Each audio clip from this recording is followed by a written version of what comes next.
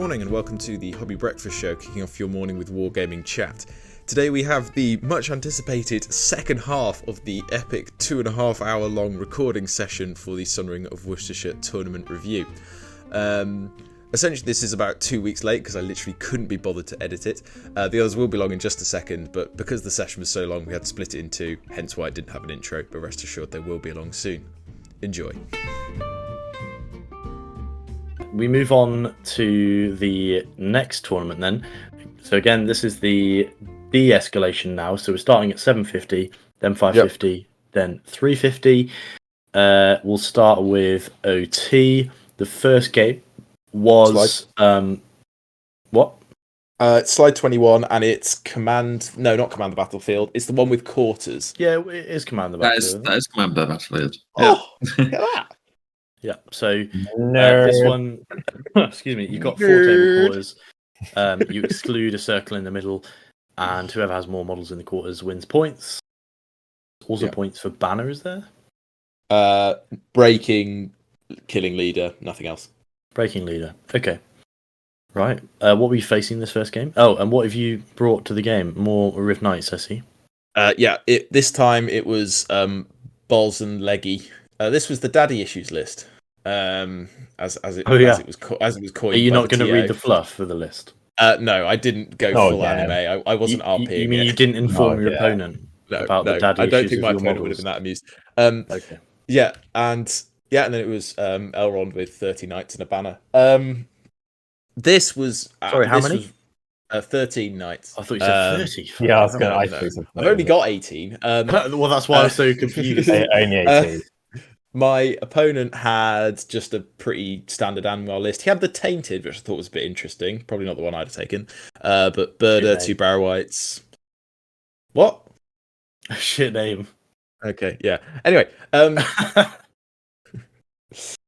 so Is this where Mayor now laughs at the word taint for like 20 minutes? God. I was looking for where Chode came into the Tainted, but I couldn't quite see There it. he goes. He just loves it. He does not choose. It's his trigger word. Oh. Every time. Okay. This was absolutely disgusting. Like, this game is just... I don't think I played particularly well. I just rolled stupidly high. So at the beginning of this game, I walked over to see who OT was playing, and I saw all the AMR in the corner in that first image. Yeah. And OT's dudes all the way over here, and I can't remember if I said something, but I was just thinking, just shoot them. Just run away and shoot them. That's what I did. So basically, I was able to get my knights into quite a central position, and just absolutely rinsed his shield wall with the orcs because they were only D5. So hitting loads, wounding on 5s, just dropping them every turn. He had quite a few of the Deadmarsh Spectres, but in order to get them in range, he had to put them on his front line, and so I just gunned them down. Like, I killed 4 of them in a turn, and he only had 2 left. So that was pretty brutal. Legolas turn 2 just sniped the horse straight away on the Tainted. Didn't need to use any might, which is really nice. And then he just rolled really poorly. Like, fortunately, like, even when he was able to get in range with the Spectres, because I was quite high courage, it wasn't going off that often. So it was actually fine. Then I just moved into the centre, took control of the board, shot loads of stuff. I did feel really bad for him because all his dice rolls were just terrible. Like, he was 2 dicing transfixes and compels and just rolling like all 1s and 2s and stuff, and just nothing was working. The one time he basically just went for broke and he did channeled Black Dart on Legolas. I resisted with 2 dice and rolled 2 nat 6s. So you got them back. Brilliant. I literally apologized to him. I was like, I'm sorry. Like, I feel bad. But like, so that was really nice. Boromir killed Birder and then got a heroic combat off, and then the next turn got into range and killed the Tainted back-to-back turns. Wow. It was just that was just how it summed up, really. I was quite pleased that I sort of managed the late game of this fairly well, because I tried to make basically there was one quarter I was never going to get access to because you just had loads of wargs and loads of orcs tucked in a building, so I kind of gave up on that one. But I got control of all the rest of the quarters, and yeah, just hoovered up the rest of his guys until he was broken. Then he failed some courage tests and his guys started to flee. Yeah, there's not a huge amount to say this one really. Like, I just basically any bad luck I've had in any game in like the last year and a half was immediately paid off in this game here, because like none of my heroes took a wound, none of them lost a combat. They were just going like hell for leather the whole way. How many models did you lose in total? 2. So 2 knights. What was the final score? 9-2 to me. It was just. Yeah, so round of applause there. It's an actual legit. It was an actual legitimate win. Your legit first tournament win, and it made you feel like scum. It really did. Like, because this was the one I messaged Onod being like, that was the worst game ever, because I felt so bad. Like, I was just like, I kept apologizing to my opponent. I was like, I'm sorry. Like, this feels horrendous, but I am going to keep trying to win. But yeah, it was about as good a game as I played. And yeah, Boromir just put in work again, which was really good to see. Yeah, not a lot to say. Very nice. It looked like you're finally getting control of your army, and your one weakness being throwing away the game at the last minute.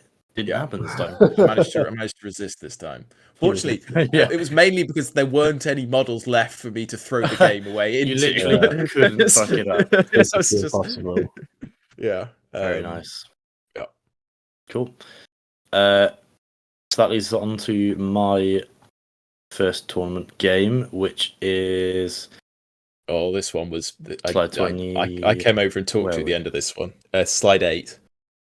So not in the 20s. Okay, good. So, this game.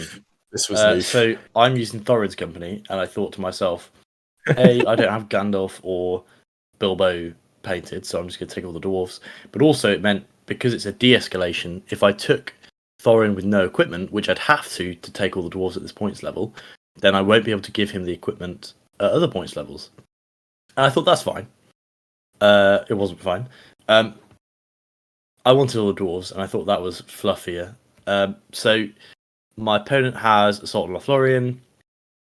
Deployment-wise, fortunately, I lost priority, which meant I saw where all his stuff was. He was spread out all over the board, and there was a spot prize for killing your opponent's leader. His being the orc on the left picture there, in the cloak. And so I appeared here thinking, okay, I'm just going to fucking absolutely blitz him into the corner of the board, kill him, and I don't care what else happens because I've won a spot prize, and I'm probably not going to win this game because it's table quarters and numbers, and he has Assault on Lothlorien. So I attempted to burst through his orcs. First couple of turns went really well, and then he had like a line of orcs that I just could not get through. You can see on the right there, Thorin and Gloin have just failed to heroic combat off of one orc each. They both won their combat and failed to wound. So, and to such a degree that I'd have to spend like 2 might each to win it, which I obviously wasn't going to do. Turns out just flat strength 4 with no bonuses is pretty shit. So I was winning on 5s, and I think I rolled all like 1s and 2s and 3s. If I had won that combat, I could have gone into the orcs that are protecting his leader, and then next turn done a move off and hopefully caught him. You can see some of his models appearing in the top there. But essentially, my opponent had come to this fun tournament to win, and he did win this game. What's that, OT? I said oof. Oof. Excuse me. Big oof. So in the last image, I literally ended up chasing his leader through the whole game. Never caught up to him. Never expected to. The last 30 minutes of the game felt like it was 5 hours. I was looking at the clock every time, thinking, how is there still time to play this game? We played about 20 turns in the last 30 minutes. I just couldn't catch him. Something nice did happen at the very beginning of the game, actually, that I've just forgotten. Ori, the one with the slingshot, Nat 6 into his leader, wounded him. Beautiful. He failed his fate. So I did get a point. No, I didn't. No, he saved it with fate, I he think. saved it with a fate. Oh, rubbish. So he saved his measly wound with a fate, but that was the only nice thing to happen in this game. I killed maybe 10 models, and literally the rest of the game was me chasing. I really wanted to concede. I was just going to be like, I could just tell he was here to just win, and I was just going to say, even at the end of the tournament, he admitted to me that he didn't have fun. So I was just like, okay. So basically, what you're So saying is, he's the real winner.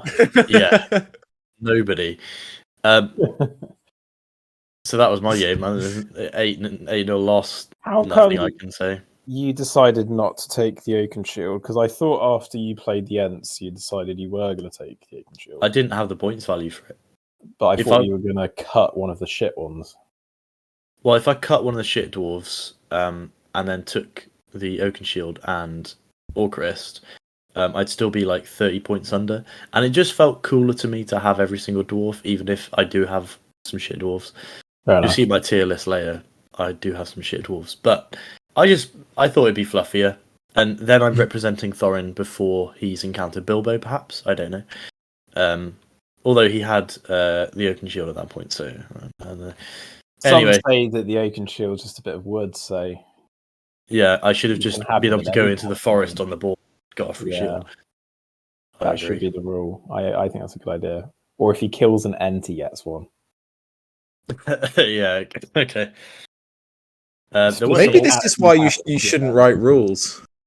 Maybe. Yeah. I write some good rules, I just want to point out. You do. So that was that game. So that leads us on to Sebastian's first game of the tournament. Yes. So unfortunately, I didn't know that I was supposed to be taking photos for the event. So all the photos that you've seen thus far are pictures that the TO had taken. So at the moment, all you've got is this lovely photo to see. And you just have to use your imagination for this game. And so for this event, I took a mixture of Serpent Horde and Corsairs. So my leader was Dalamir, leading probably 8 pirates and 5 crossbows, 4 Black Numenorians. I had Suladan leading the Serpent Horde section. Dalamir was actually my leader though, because he's a bit more survivable. Suladan had 7 Abrakan Guard, 7 Serpent Guard. 7 warriors with bow and spear. While I had Raza, he was leading 7 Serpent Guard and 7 warriors with bow. And there were a smatterings of Serpent Riders, but I also had a Haradrim King on horse. My opponent was playing quite a powerful list. It was a Alliance of Gondor and Rohan. So he had 51 models in total, with Denethor, Hurin, Theoden, and Dernhelm, with 2 knights, 3 riders, an assortment of Royal Guard, basic warriors, and rangers. So very much a toolbox army with lots of might points. The crux of this game really happened in deployment. So he managed to come on first with the majority of his warbands coming in at different places. All of them except for Hurin and his warband came on. Then I managed to get quite lucky, roll a couple of 6s for my warbands. The plan was to kind of deploy in between his 2 armies with the majority of my forces. But unfortunately, with my last deployment with Suladan, I would have needed to spend a couple of might points to actually deploy on the side that I needed. So I ended up just sort of saying, well, I should be okay. He's likely to go and put me in that corner over there. If anything, it might give me an extra advantage on capturing that table quarter. So that's exactly what happened. But however, the following turn, Hurin then sort of turned up behind them, moved into the back of that warband and kind of decimated it. So Suladan was running towards the middle of the table. Dalamir and Raza with their warbands were just kind of trying to chase Denethor and trying to not get shot by all of the random bows that were dotted around the table. So there were lots of rangers. My real downfall in this game was just being defense 4. So all of the shooting was just killing me on 5s. He had lots of just even normal basic warriors of Rohan with bows. And because there were quite a few of them, they could really just sort of pick me off. And the other major part of the game was the terrain and the fact that my opponent had really solid heroes on horse. To be fair, Theoden didn't really spend a lot of the game doing very much. It was really Dernhelm and Hurin who were just absolutely trouncing all of my warriors. And Raza and Dalamir, I think they had 1 combat each by the end of the game. Just because of my opponent, really, really talented player. Really knows his stuff and has practiced his army and in this scenario multiple times. Did let me though that he had practiced this scenario with this army twice the week before. So convenient, very convenient. Just very, very solid. Like being outnumbered to begin with when you are playing a horde army is quite difficult because the intention is that you will outnumber your opponent so that the defense 4 doesn't really matter. But also just being outmaneuvered in a scenario that requires a lot of movement is really, really difficult to deal with. So unfortunately, the only VP that I think I scored this game was being able to outnumber in one of the quarters. Denethor basically was running away the whole game. I was trying to catch up to him. Suladan was just lost his horse, and I just really couldn't get him through the Gondor shield wall with Fight 4 Rangers behind it. And all of my shooting did nothing. To summarize, I did say to OT and Mayor afterwards that in all of my shooting, I think I must have done about 6 or 7 wounds. 6 of them were to myself because I was shooting into combats. So it was like nothing that I was doing. All the dice were just turning up at the wrong moments. But yeah, I didn't. I really tried in that one, but I don't think I was able to pull that back. Not having the sort of countermeasures to deal with what my opponent brought was really evident. Because I think this was my opponent from the first game I played the day before, and the fact that he was still able to win that game when I essentially had him completely on the ropes was pretty good, because I think he started to realise that the battle's turning against him essentially, and by all rights I should have won, but he still did find a way to win. I thought that was quite impressive. So yeah, I think he clearly knew his stuff. Yeah, I know him from for a long time, and he's been playing the game for an awfully long time. Yeah. Very, very talented and knew his stuff. Right. Should we do second games? Yes, OT's second game. Where are we? We are on slide 23. Oh, do we have to do this one? Can we just skip it? What happened? This is the worst game I've ever played. I should not have lost this game at all. It was to the death. And it was Riv Knights against Raws. So I had him outranged. He didn't have a banner. Had I just run away the entire game, which I could have done because I could move twice as far as him, I would have won because I would have had 2 VPs to his none. He didn't even have any bows or anything. But I didn't do that, did I? I thought I knew better. I thought I could win. So we deployed like this. You can see in slide number 1. Basically just opposite edges. We couldn't be bothered to switch because life's too short. And he was, I don't know, I played him before, and he brought Uruk-hai against me before with crossbows, and the whole time he was like, oh god, I was just playing my other list, and I was like, yeah. So I don't know, I felt a bit bad, and I definitely could just have run away the whole game. Like that was completely valid. I even had Boromir with March if worst had come to the worst, but I didn't really want to do that. I kind of wanted something else to happen. So what you can see is basically I moved up, and then when he started to move towards me, I just backed around this house trying to keep him at range. He then split his force, so you can see basically this house in this field in number 2. He sent some of his force around the end of it, around the field, some of it in the gap down the middle, and some of it to chase me around here. Now, one option I did have was just to keep backing off in the sort of the top house, the sort of white house at the top of the picture, and to stay out of distance.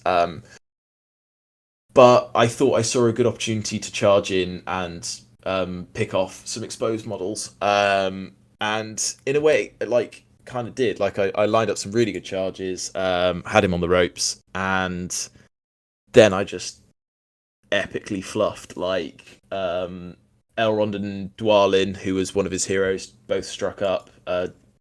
Elrond won the combat and failed to do a single wound. I've written here, I think on 8 dice, didn't roll anything above a 4. And then have flashbacks of our game.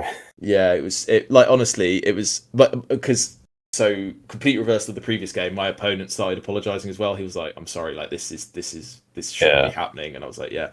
And then I heroic combated with Boromir off 1 dwarf who won the combat, 8 attacks, needed 1/6, didn't roll anything above a 4, and I only had 1 might left by that point, so it didn't go off. And that was to line up a charge on Thror, who was trapped, so I actually might have had a shot at killing him. And then it just comes back to that thing of like, once Riv Knights are getting charged, they are just high elf warriors. And his dudes were strength 4, they had throwing weapons, and they outnumbered me, and Thror's a 6-inch banner, and it just, like, his numbers started to tell. Boromir now did really well, like, kept me in the game really well, but I was just losing the whole way once he caught up to me. Basically, I think it ends at 25%.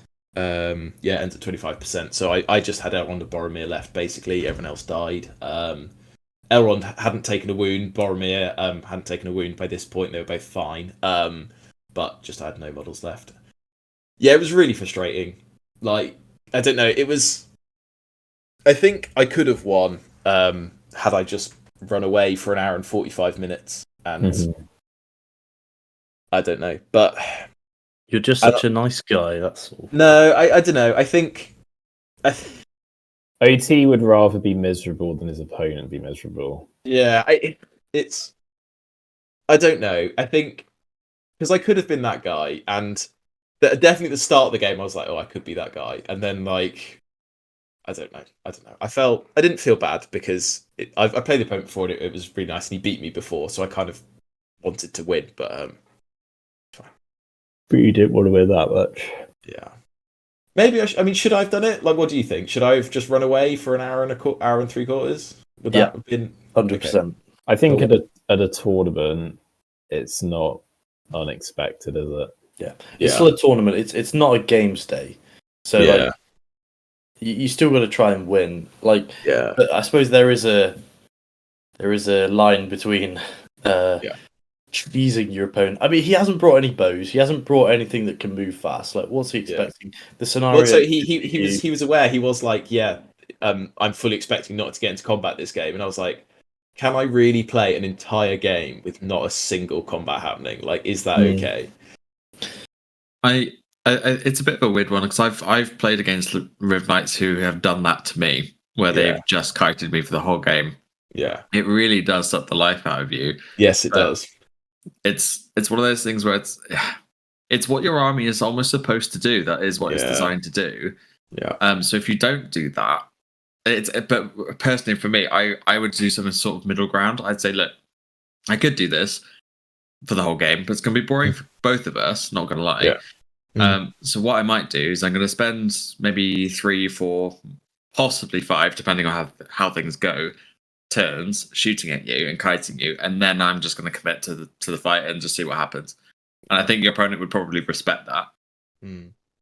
That was kind of what ended up happening, to be honest. And then I just low rolled, and I think like these two games show what Riv Knights do really well. Like when you're rolling hot, they're just almost unstoppable. Like the lances, the 2 attacks on the charge, like they're killing stuff so quickly. But if you start fluffing and people countercharge you, you melt, because like, I mean, even this army outnumbered me like 2 or 3 to 1, and it was really elite with like dwarves, 3 fairly chunky heroes, and like I still massively outnumbered.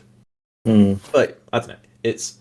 I think I can reflect on this game and be like, I feel good about what I did, but what I did also cause me to lose. So I don't know what the answer is. You saw your opponent having a terrible time, and you thought, I want me some of that. Yeah. Well, I don't know. Like I've played him a couple of times, and like he has been really nice, and like again gives me little tips when I'm like messing up movement and stuff like that. So for instance, he was the guy who told me about always leaving your dudes 12 inches away rather than 10 inches away in case you lose the priority and then they get 2 moves back to back and stuff like that. And he saw me doing it this time, and he was like, "Oh, you remembered?" And I was like, "Yes, thank you." And then I proceeded to epically lose. Brilliant. Um, So that was a 7-0. That was a 7-0 crushing 7-0 loss, and I don't know. I wasn't annoyed at him. I was just really salty at myself. I was like, you should have won that. But then also I was a bit. Anyway, moving on. So that leads us to Your game my game 2. So this is slide 10. I love this how game all was also the not very much fun. enthusiasm Yeah. comes from your voice. So, I mean, listeners won't know this, but essentially, I went in full cosplay to this. I had a big brown cloak with a hood. I had a fully crocheted beard that went down to my belly button, and at points where I felt it appropriate, wore a giant Iron Hills helmet. So I had come to this to fucking just throw games away and try and get some moments of fluffiness. Now I'm playing Iron Hills with a ballista, which admittedly did pretty much sod all the whole game. Although a couple of times I'd left one guy accidentally out of combat that he then shot at. Yeah. So he's got Dane, some dudes, a captain on a goat, 2 goat riders, and the ballista. So if you were playing this guy's second game, that means he lost his first game with this list, right? He probably did, yeah. Yeah. So I mean, he lost He lost the Maelstrom battle, probably because his ballista got caught out, and then he just got outnumbered. Okay. It seems like quite a lot of people were try-harding this non-competitive. It was very polarizing. Some people came just for shits, and some people came to dominate, probably because they didn't get a ticket for Saturday and thought, you know what, I'm just going to turn up to the one no one else wants to go to and fucking destroy noobs. So, and some of them really one did. of those noobs. some of them really did. So, I've got a lot less dudes. I've still got all the killy heroes, and got outflanked initially by his goat riders. I kind of let it happen. I could have just moved in to his goat riders and killed them individually, but I decided that wasn't the fluffy thing to do, and that my dwarves, especially Thorin, would want to charge forward and kill the traitor Dane, who's trying to reclaim their mountain. So, my opponent's obviously the evil one, and I think I won every row off, which is just as well. Ballista, ended up killing, I think, one model. I chewed through most of his army, but I just slowly ran out of might. Eventually, neither of us had any might, and as you can see on the last slide, Thorin got surrounded and killed in the last turn of the game, leading to a 10-0 loss. Strength 4 against Iron Hills is really shit. Really shit. Yeah. And his matlocks actually were really good. Piercing striking with two-handed against my defense 7. Boom. Turns a strength 4 warrior needing a 6 to a 4. Yeah. Because it's now strength 5 plus 1. So Matlocks, tasty. I lost. There were some rules debates that we had to call the TO over for, such as me moving away from a model's control zone that I'm already in, even though I explicitly said that I was not moving closer to the model. But that's fine. We looked up a lot of rules, and we both learned a lot, including that you can't back away over a pro model because it's still my model. Admittedly, that was a bit more ambiguous. It's not actually that clear, but the TO did rule in my favour. At first, I thought the TO was saying that he could back away onto my pro model, and I was like, okay. And so I moved my pro model out the way to allow his guy to back out, and he was like, wait, what are you doing? And I was like, wait, well, how else are you going to do it? I was like, you move the model, and I was expecting him to like put my to put his goat rider on top of my model because that's the only way that he can move it on there. But he didn't do that. So anyway, Just crush your model. yeah. Well, I was like, go on then, move the model. Do it. Where you think it's going? And I was just like, well, surely he was like, why are you doing that? And I was like, well, I can't put it on my model. I'm But not. then he was like, no, he's trapped. He's trapped. You get double strikes. I still didn't kill his goat. Oh, no, I think I did kill his goat actually. So yeah, just kind of a depressing slog forward to my death. That's life. But that's live. Brilliant. That's it really. Dwarves super hard to kill regardless of their armor, unless you're Thorin. So yeah, let's move on swiftly, please, to someone else's game. Oh man, Sebastian. you've lost all enthusiasm. Yeah, it'll come back in the last game. The last game, my Yeah. god, Onod, you're gonna fucking love it. Okay, I'm bracing myself. Prepare yourself. Okay. So my middle game for this tournament was against the same player I played the previous day with all the hobbits. And you've still got a filthy And- list. You were back again to You were back Yeah. again crush the Like, dreams. make their day. This was kind of a rinse and remember repeat. Greystone this time? To be fair, this time though, it was the other way around. I was the one who stayed still with my entire army, and then she was the one who had to move closer to me. You can see where the traps are, and the fact that I just made kind of like this bottleneck in between all of the terrain, and I didn't move forwards at all, except for in the late stages of the game because she had sent Merry, Pippin, and Sam on their ponies pretty much to their deaths. You can kind of see them on the other side of that terrain piece on the right hand side. Interesting. And so Suladan basically went around that corner with Dalamir and my Haradrim King, and they just kind of all made very short work of those three models. And Yep. Even one of them Yeah. probably could have killed all three of them. it was very possibly, although some of them do have strikes, so it's better safe than sorry. Sending some assassins to go and kill some hobbits does feel a little bit like overkill, but at the same time it's effective. Nice. And yeah, so effectively for the first sort of, like, because hobbits are moving so slowly, the 4-inch move and putting them into a bottleneck where they're just like 5 or 6 models deep basically is just a hot gates moment where all of my shooting is sort of killing hobbits on 5s with poison, and the crossbows are just taking out. So I focus fire on her archers for the first few turns until there are only sort of 2 left, and then the rest of the hobbits got to me. And then when we were in the battle line,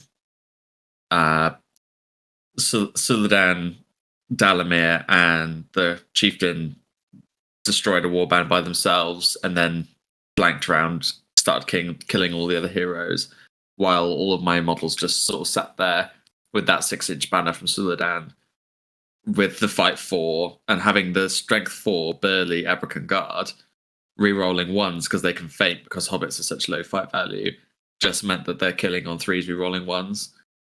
and it was just Wow. another case of mince. It was like a hobbit meat grinder. Wow. Well, that's an image for you. Yeah, I'm not sure it's a good one. No. So I mean, she started with about 60 models. We called it a bit early because it was just going really just in one direction. It resulted in a 12-0 victory because the den also counts as a banner, and there are banner points in this game. So yeah, from the off, she also had to come to me because I had the banner. So if the fire alarm went off, it would just be a 2-0 victory to me. So she was forced to come my way anyway. Yeah. Yeah, it was a bit of a brutal game, and again, it had one of those moments where I was just apologising after every roll of a 6 I was doing, because I think there was a turn where she didn't actually have to pick up a dice. It was just rolling dice and killing hobbits, and then next turn, same thing. But she took it very well. She ended up winning best sport for the event. Yeah. She was definitely there to have fun with hobbits and not try to be competitive. Mm-hmm. I mean, if you brought hobbits and tried to be competitive, then props to you. Props to you. Yeah. Jay Clare could win with them, probably. It is his mission to win with an army that hasn't won major events. So that's why he was trying to do buildings when they came. That's Like why he keeps making new armies, you know? Yeah. That's just the scummiest way to do it possible. If you make a new OP army, you can win with them. No, I think it's more a case of like even really old armies that no one can win with. He's trying to do that as well. So I think hobbits are on the list. Well, now we know why the Dragon Emperor is so good. He still is. Head here first. Yeah. So a nice 12-0. So OT, your last game then. Oh no, let's do let's do your last game at OT, and then we'll do your Matrix. This one was completely stupid, and caused everyone in the event to lose their minds because at this event there was a madman who brought ruffians, and at 350, he had 46 models. There was also a madman who had made a 3-model list: Elrond, Boromir, and a Riv Knight with a banner. The stars aligned in the most absurd way for us to face off against each other. He outnumbered me 15 times over. And we were playing Domination, which is a game which has 5 objectives, and I had 3 models. So there were some issues before we even started. So for Domination, you get 2 victory points for each objective marker with at least one of your models and no enemy models within 3. 1 for each objective you have more on, and 1 for wounding enemy leader, and 1 for breaking your enemy. So I realised the only way I can actually win this is if I essentially table him, because I don't have enough models to occupy the objectives. So what happened? Deployment.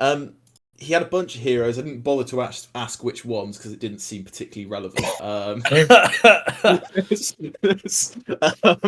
He had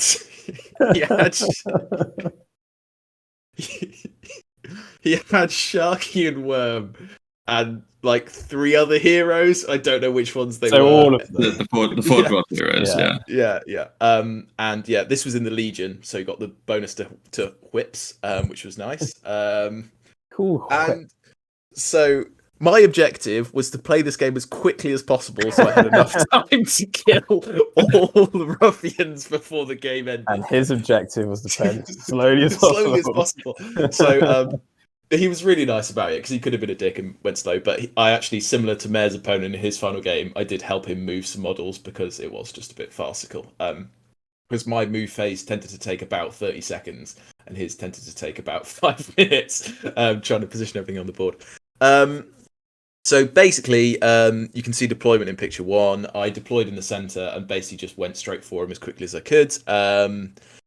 He had basically every model in this army, apart from Sharky and Worm, had a whip. so maxed out on whips, and you, as the army bonus, you get +1 to shooting with whips. So it was actually a bit scary. Like there were like 46 throwing weapons in this army. Well, sorry, 43 throwing weapons in this army basically. And even though they're strength 1 with a range of 2, like there's a lot of them, so they did present a threat. Yeah, and basically it's charged in. Initially, I was going to hide my banner away to try and prevent me from breaking, but then I realised he just had so much shooting, and like, yeah, I don't know, if Boromir or Elrond died anyway, I figured I was going to lose, so I thought, go all in. Turn 3, first turn of combat, Boromir charged in to a ruffian. Another ruffian charged into the combat, attacked with his whip, hit, rolled up to hit my model, rolled down to hit the horse, and then wound on a nat 6 to kill Boromir's horse. Turn 1. Amazing. I almost conceded then and there. Full scale. But I'm glad I resisted because it was a really fun game. Yeah, and some nice moments. Boromir resisted with his 1 point of will on a natural 6 on Saruman's Transfix, which meant I could then use that point of will to then resist the next one as well, which was really nice. A bit similar to Sebastian's game, to be honest. This was just Boromir and Elrond just mincing up ruffians every single turn. The number of throwing weapons was bonkers. Fortunately, because they're only strength 1, they're wounding Elrond on like 6s by 5s, I think, or like 6s by 4s. It was pretty ridiculous. Both him and Boromir got dehorsed pretty quickly, but they stuck around.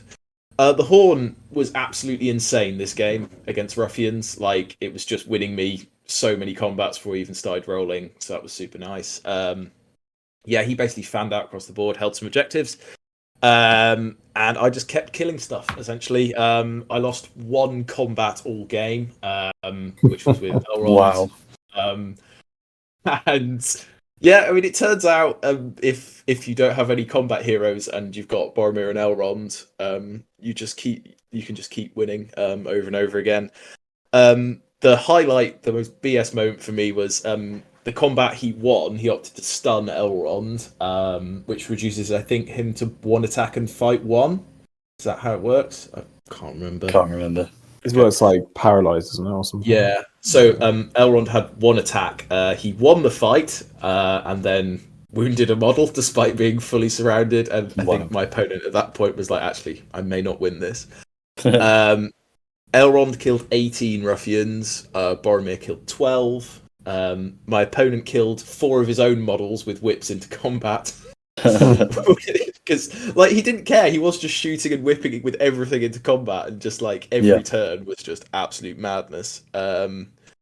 Yeah, and then I don't know, I really screwed up at the end, unfortunately. Like so you can see in the final picture on the final page, so Sharky was in behind that building, and Elrond was trying to charge towards him.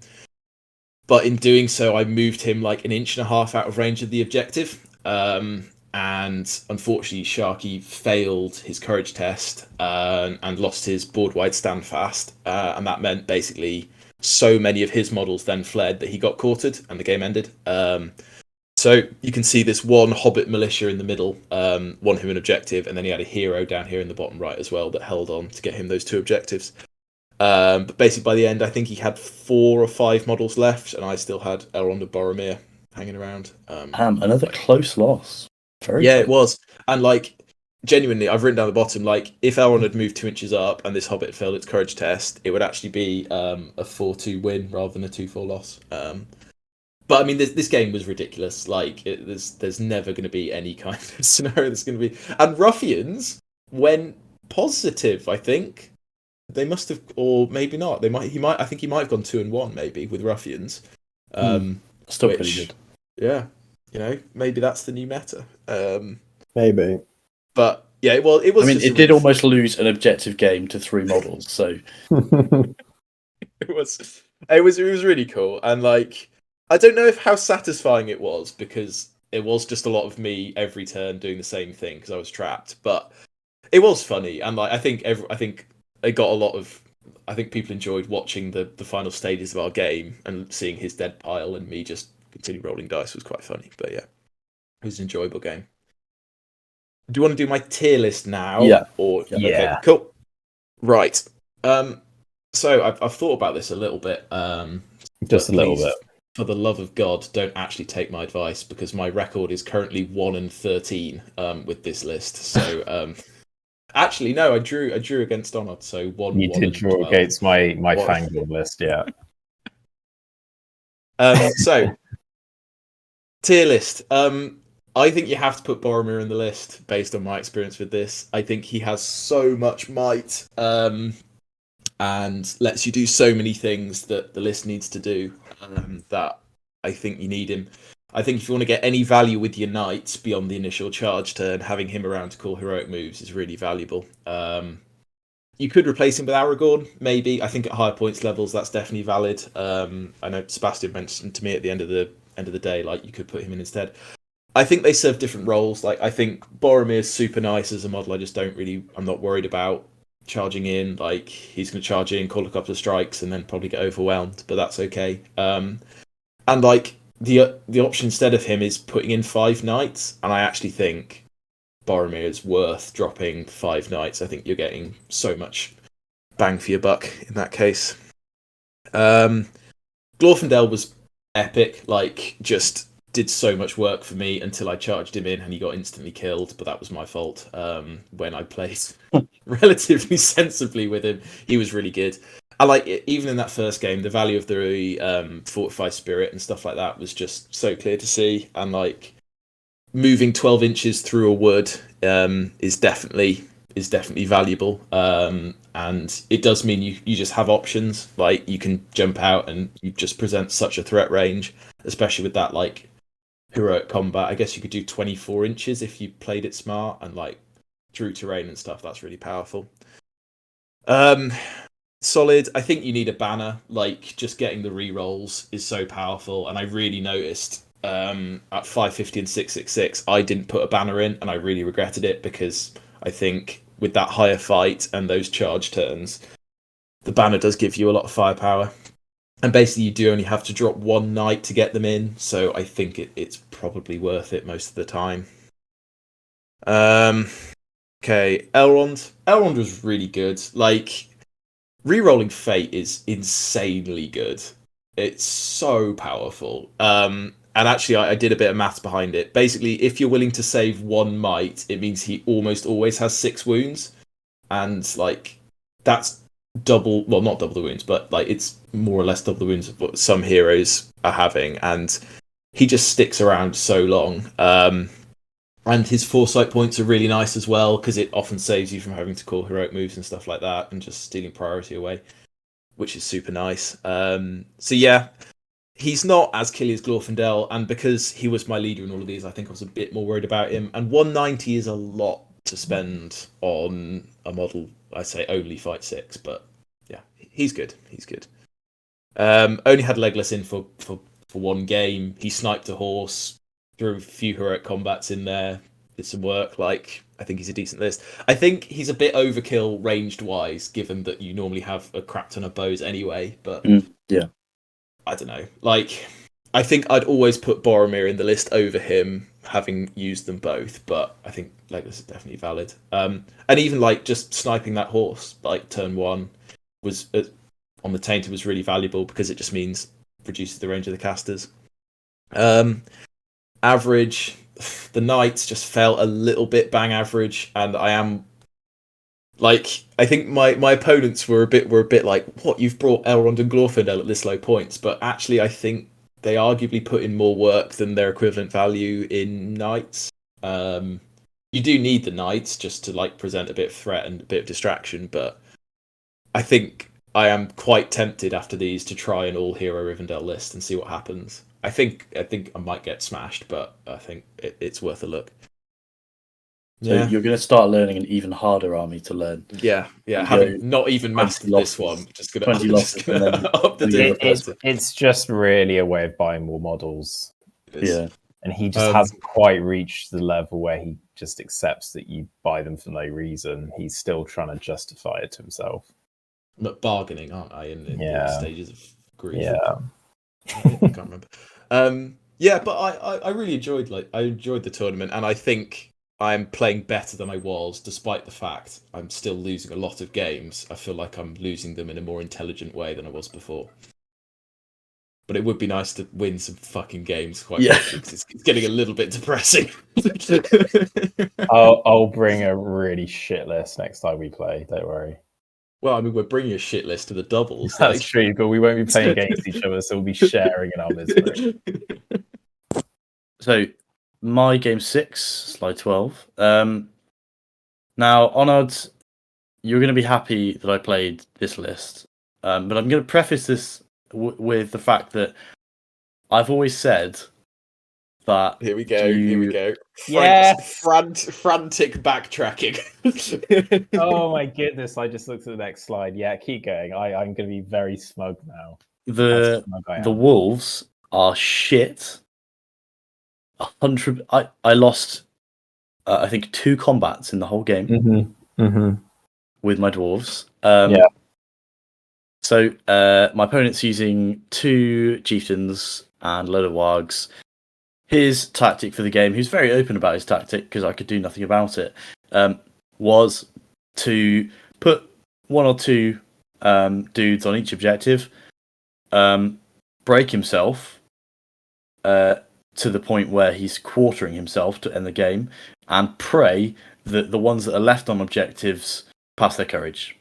Nice. And that's basically exactly what happened. He passed all his courage tests. If he'd failed even one of them, I would have won. And Thorin also fluffed. So in the last turn, Thorin failed to kill 1 warg, which was one of the 2 combats that I lost in the whole game. And he killed Gloin, which is the other one that I lost. So, and the one where he killed Gloin, it was a complete fluke because out of all the dice he rolled, he failed to kill Gloin with his chieftain, and then he had 4 dice needing a 6, and of course he rolled a cheeky 6 and killed Gloin. So, the all warg list is OP. I've been saying that. I mean, literally, how fast they move. He could only ever get 4 guys on any one of my models, and that's if he could completely surround them and they were completely isolated. And even then, I was winning the combats. So their defense 4, so I'm killing them all on 4s or 3s in some cases, and they're just awful. They're just awful. I'm seeing a big dub here. So I lost, obviously, as you can see from the last image. Well, essentially, he charged everything in. I was killing stuff. I was killing everything he was sent in every turn. And I was just loving it. And then in the last turn, he passed at the top, which kept the 2 in at the top, which meant he had those objectives. I'd cleared with a couple of combats the middle objective. Thorin in the bottom there failed to kill 1 warg. Brilliant. And then his other chieftain passed, which meant the warg on the left passed. So his 2 chieftains passed their courage, and then the warg at the bottom that Thorin's just failed to kill passed its courage test. So I mean, warg chieftains are legitimately fairly okay. They're okay, yeah. I mean, they don't have strike, and they're only fight 5, which is their big downfall, I think, because I didn't have to strike at all to be higher fight than them, and they have no threat to strike over me. So he didn't. I mean, he only ganked Gloin because he could, and he needed 2 chieftains to do it. Oh no, 1 chieftain. But I think he had 2 chieftains on him at one point.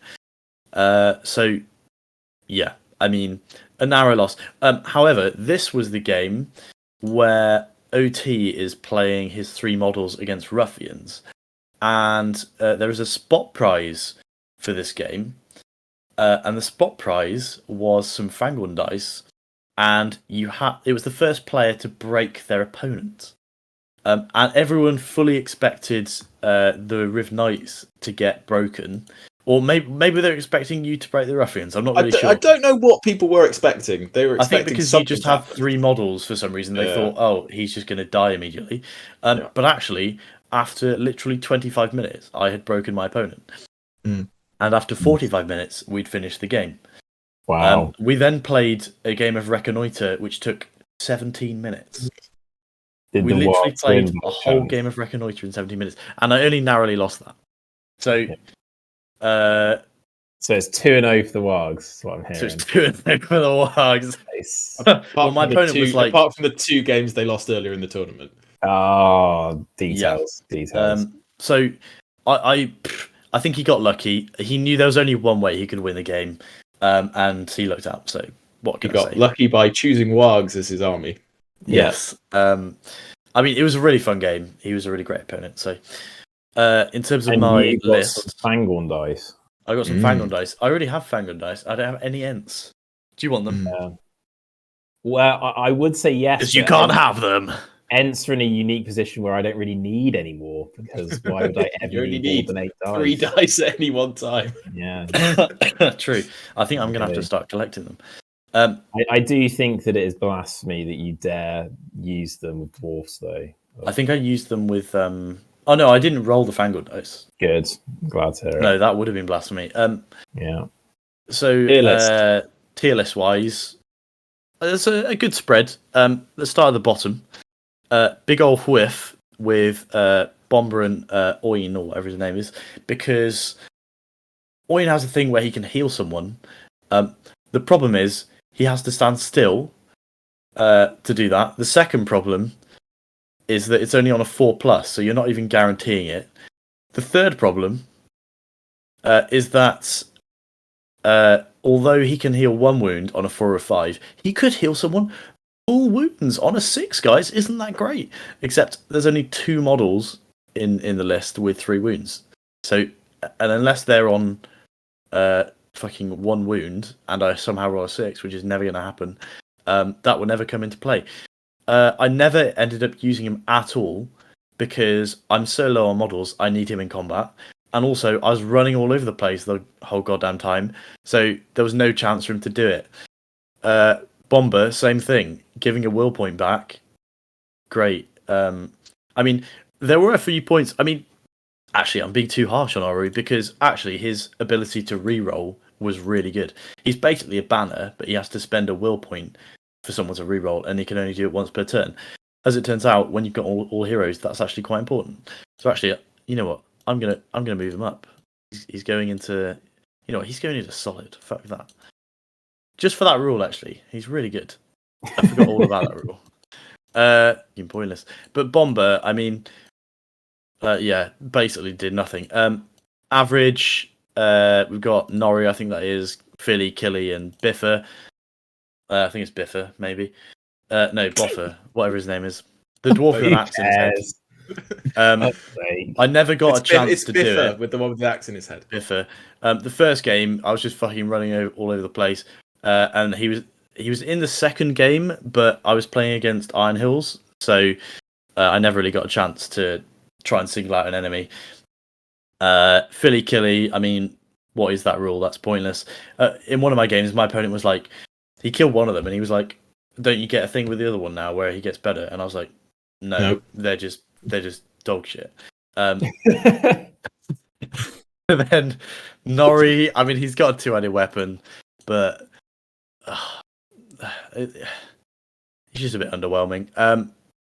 The one that can deny magic, Bofa. This came up. What did my opponent have? What was my? Oh yeah. I swear there was something where I got to use it. Oh, was I on an objective?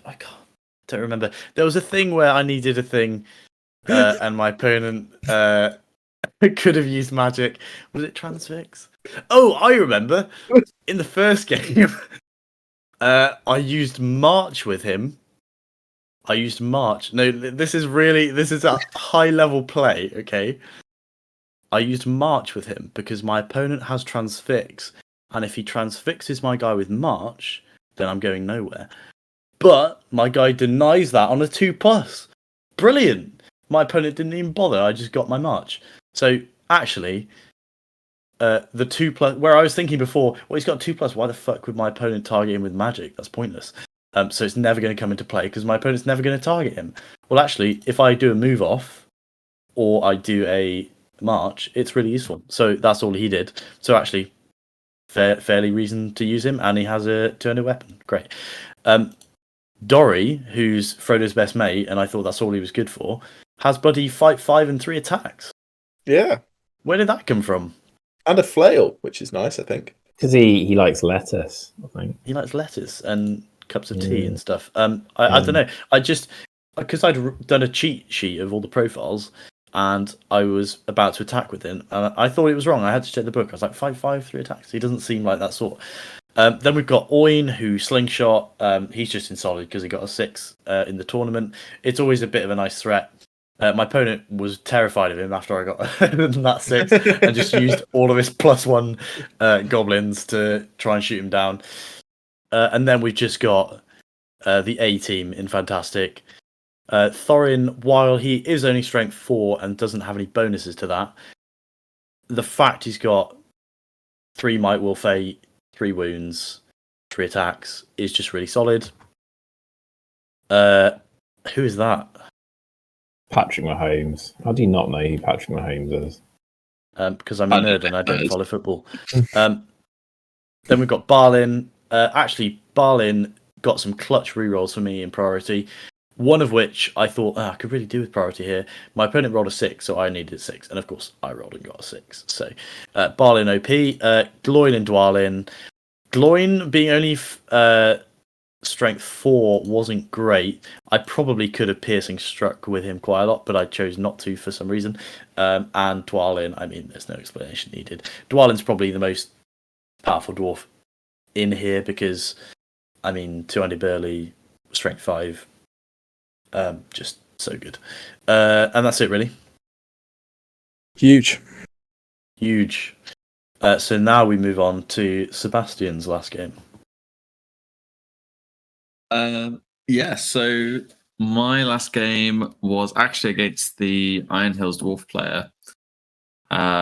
So at this points level, my army went down to Sundering, Dalamir, 8 pirates, some Herad warriors with bow and spear, and some Abrakan guard.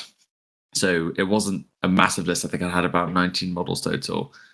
And my opponent had Dane Ironfoot on foot, so he wasn't on his on his pig for some reason, and he had 2 goat riders. It was the same in my game.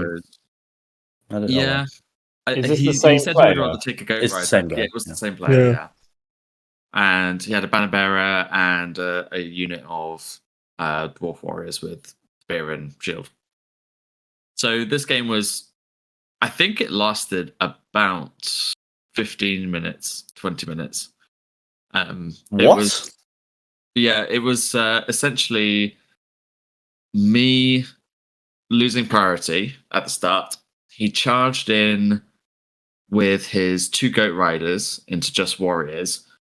So I responded by charging into his goat riders with my 2 heroes and a bunch of other warriors, heroic combating off of both of them, and then went into his cluster of dwarves avoiding Dane, the idea being that if I can take out the majority of his numbers and just win on the scenario by having more models than him, which was starting to work. So I killed both of the goat riders and then moved in.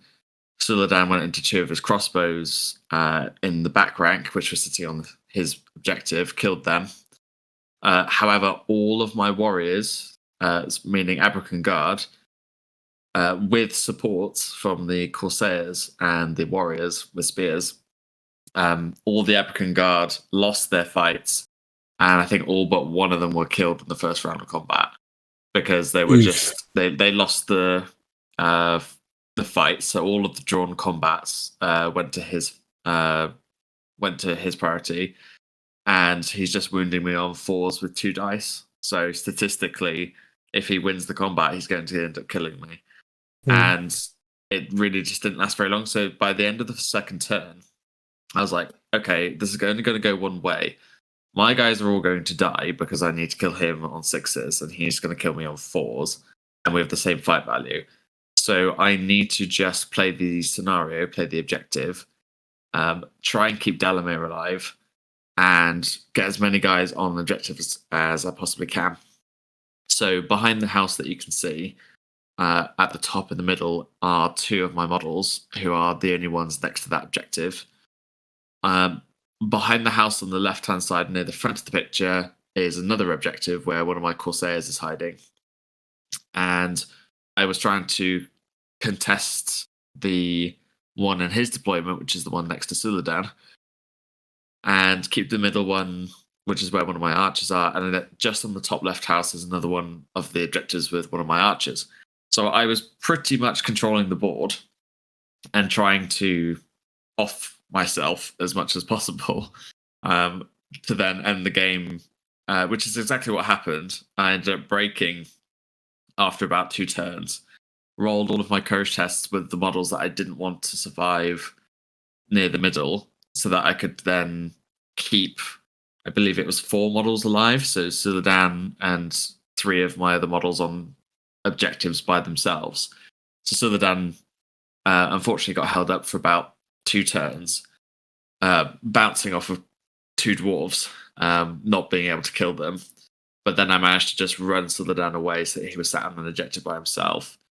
And unfortunately, Delamere did die to Dane, because Dane's just killing Delamere on 3s. Yeah, so it was pretty grim. And so I'd conceded VPs for breaking and conceded VPs for losing my leader. It did unfortunately get to the point where I had no models left in the middle. So he outnumbered me in the middle. And I did have enough points to be on most of the objectives. The only thing that prevented me from a win was one of his dwarves happened to be within half an inch of the objective that Suladan ran to on the other side of the house. So once we'd moved the house out of the way, it was like, oh, he is actually in range with that dwarf.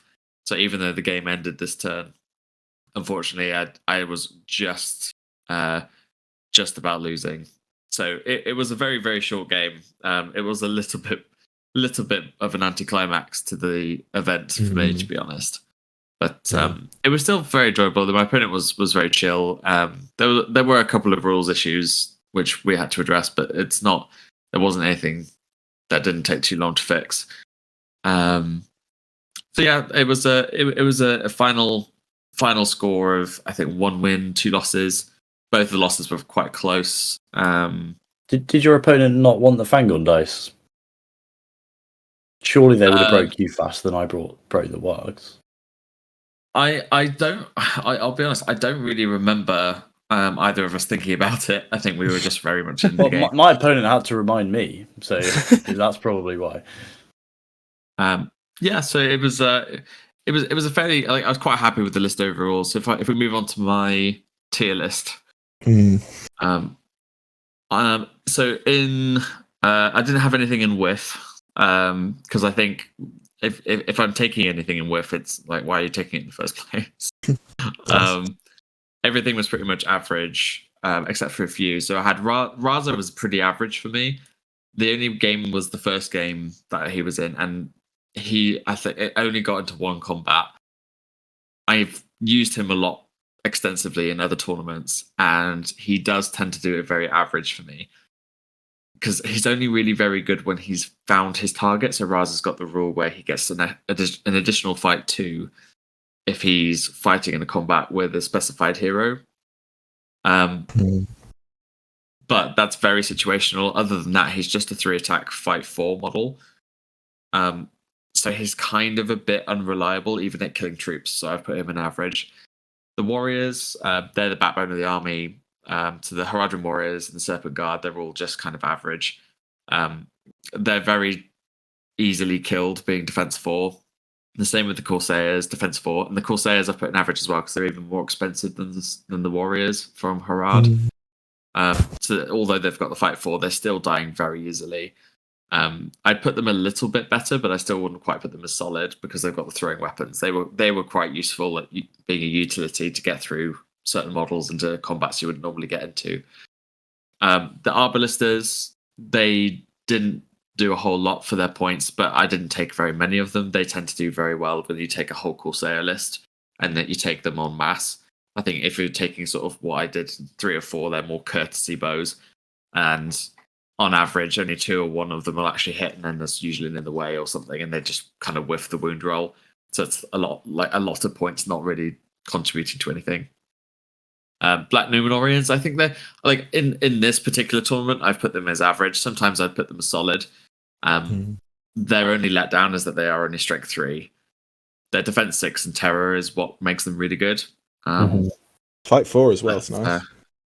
The fight 4 is good, but in this specific list, you've got a lot of pirates who are fight 4 as well, and they're usually the ones who are supporting. So the fight 4 doesn't usually tend to help. It's more a case of making your opponent think, well, what if I fail a courage test? What order do I need to do things in? It can make your opponent make mistakes, but also having the defense 6 option gives you a bit of a shield against certain shooting. So if you've got Dalamir or someone that you need to protect against shooting, you can stick them behind your defense 6 warriors. Solid, cool. I put the Haradrim King. The Haradrim King is a very, I think, underrated hero for the Haradrim list. He's very much your much and might machine, letting your other heroes use their might for other purposes like combats. But also, they're just quite good as a low-cost hero. They are fight 5 with a lance, and so it's actually quite powerful. So 2 attacks, 3 attacks on the charge, knocking stuff over, getting the +1 to wound. And being such a cheap hero, you really don't mind throwing them into someone who's very expensive, like a Boromir or something, who's going to have to possibly burn their own might just to sort of, be on the same equivalent. Or they're very good at taking out other captains and things because of the fight 5. Just a really reliable, consistent troop killer without wasting too much of your points. And the riders, Serpent Riders, I'd say were very good. They're very good at killing, and so with the Abrakan Guard, getting that strength 4 and the +1 to wound, and having that fight 4, I think is just where the sort of Haradrim army kind of shines. If you're not taking sort of massive warriors and just maxing out on bows, they're the way that you want to sort of win your games. And in Fantastic, I would put Suladan and Dalamir. They're just really solid heroes. I think Suladan is very good at achieving victories. So when you pair them together, Dalamir is very survivable. And as a untrappable, heroic, defensible general with 3 fate, 3 fate is quite rare in evil lists. And having the Stalk Unseen as well means that he can sort of sneak off and do his own thing, but he's still 3 attacks and Bane of Kings, so he can still be a really good, reliable troop killer without sort of risking himself too much. But having that with Suladan means that Suladan can go into combat not worrying about dying because he's not your general, and he's that 6-inch banner, which also counts towards victory points. So you don't have to spend points on a normal banner. He's just a banner there anyway, and he's also quite survivable. So it's a bit like having a Gamling, for example, in your army, where you're not just relying on your one warrior to survive with the banner to get your victory points. You've actually got to go and kill quite a difficult model to kill. So I just put him as a really good support hero. Was Suladan your only banner then in this list at all points levels?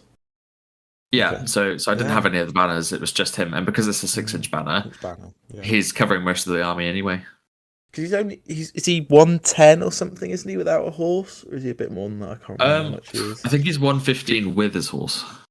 Yeah, and that's cheap for a 6-inch banner. Like, really good. He's really good. And having the heroic strike as well, 3 might.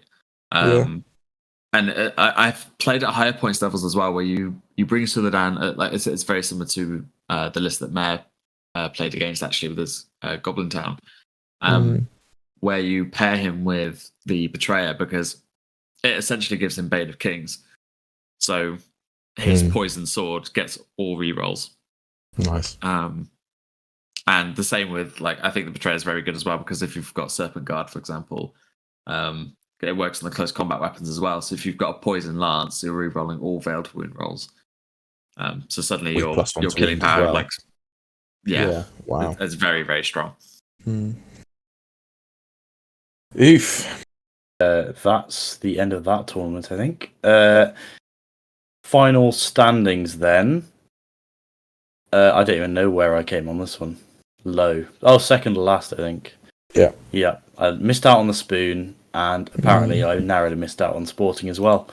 I think because the first guy I played rage quit after he lost, but you know. Where did you guys come? I was just trying to remember that. I'm not entirely sure. I might have to check on the tournament records. I but imagine had two OT losses. was bottom third. I think I was like 15th or 16th, maybe. I would have to check that because I think there were like 23 or 24 people who entered. I've just had a look. I was 13th and you were 15th. What was I? 19th. Okay, so we all did pretty shit, so that's good. We're all together. We're all the bottom half. Yeah, brilliant. Perfect. That's a win in my books. Making sure other people have fun. Yeah. So thanks for going through that with us, listener. Hope you have lots of questions about why we suck. But rather than asking those, hit like and subscribe. Hit like and subscribe. Ding that bell. Well, we were hoping to get through more than just those two tournaments, but I think the other tournament's going to have to wait because this is going to end up being the 2.5 longest hours. episode ever. I mean, we might even split this into a couple of episodes. I don't know. It might receive a very savage cut. Oh no, please! Just The rambling is we'll too pick good. one person's perspective and just We'll- follow that. Yeah, We'll just completely cut that out of the episode. I mean, we can cut me out of the episode quite safely, but I barely talk, so. you were meant to be the viewer. Yeah, where were the reactions? I was I expecting. just didn't really know what to say. This is the issue with this. I never know what to say because I just don't really know. Well, just use your wit and charisma to think of something. Well, that's why So I why couldn't Is that the post- problem? I shit post with the photos. That's what I'm doing. Right. Okay. Well, you better be better than this next weekend. Well, this weekend. Well, Yeah. Yes. couple of days' In time. an episode coming near you, we'll be Near you. That doesn't sound right. It would have been worse if I'd said on you. Good. Thanks for clarifying. That's going to be the cold But open. thank God Yeah, he didn't that's say right. that, eh? So, Like and subscribe. piss off Ding the viewers. bell. Wow. See ya. I mean, this It's- isn't the end because we'll be doing news. I listen to the news. We are viewer, not you doing. piece of We're shit. not doing news at the end of this. We're not doing No, news. This is no, going to we're be not. like 2 hours There's after no the news. cut. There's no news. The news is Have we a- suck. Have a great weekend, everyone. That's not news. And thanks to Sebastian for putting up with this nonsense. Yes, thank you, Sebastian, for 2 joining us. hours. God. See, this is why you read the fine print of any contracts that you Yeah. sign. Yeah. You don't agree to appear on this podcast unless you're assured that it won't last for longer than an hour. So it's goodbye from me. It's goodbye from Onod. Bye. It's goodbye from OT. Yeah, And whatever. it's goodbye Bye. from Sebastian. Thank you. Bye bye.